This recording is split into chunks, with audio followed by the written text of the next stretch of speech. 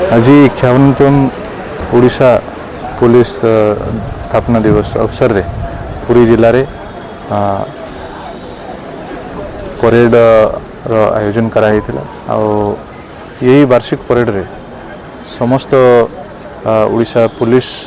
Puri police किंबा अथवा आमर श्रीमंदिर सुरक्षा बाहिनी समस्ते ऑफिसर्स उपस्थित रही या सहित आमर अवसर प्राप्त पुलिस कर्मचारी मध्य एठी उपस्थित रही कि समस्त आमर पुलिस कर्मचारी मानू